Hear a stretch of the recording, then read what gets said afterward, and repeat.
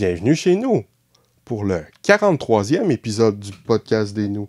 Sabrons le laser en parlant de Star Wars, The Rise of Skywalker.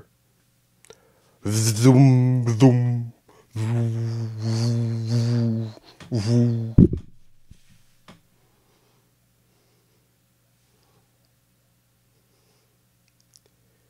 Avec enfin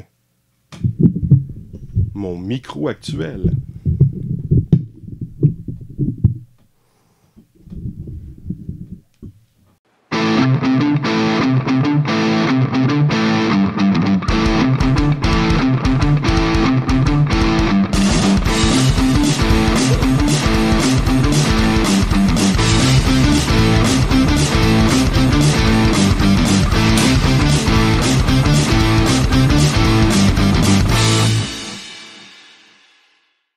Bonjour, voici le 43e épisode du podcast des nous. Vous venez d'entendre la musique Good for Nothing Safety, créée par Twin Musicom, dont vous pourrez découvrir les créations au twinmusicom.org. Voici maintenant la chronique culturelle, parce que nous autres, on est culturés, man. Ceci est un épisode test. Bonjour! Aujourd'hui, nous allons parler de Star Wars, The Rise of Skywalker. Finalement, le dernier film de la nouvelle trilogie et de la saga Skywalker. Le début va un peu trop vite, mais assez tôt, le film avance plus normalement. Rien de révolutionnaire, mais amusant. Le film fait la job. Il y a beaucoup de fanservice, mais généralement pas trop. Quelques moments un peu ridicules ou un peu trop tirés par les cheveux, mais ça va.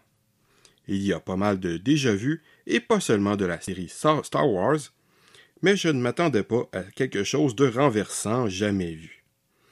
Il ne reste plus qu'à attendre les inévitables futurs films. Serait-ce les nouvelles aventures d'un personnage vivant sous une fausse identité? Qui sait? C'est un divertissement correct. Pour ceux qui se souviennent de mon système de notes, je donne habituellement une note sur 5, 5 étant un chef-d'œuvre, 4 étant une œuvre qui se démarque particulièrement, 3 étant un divertissement honnête, 2 étant une œuvre moyenne, 1 étant une œuvre mauvaise, et 0 étant une nullité absolue, telle que Trump, qui n'est heureusement plus président des États-Unis, en espérant qu'il ne le redevienne pas. Donc, puisque c'est un divertissement correct, je donne à Star Wars The Rise of Skywalker un 3 sur 5. Le grand combat final me donnait l'impression de regarder pas mal du Power Ranger. C'est le fun, mais c'est rien d'extraordinaire. Au revoir. Au revoir. Et à bientôt.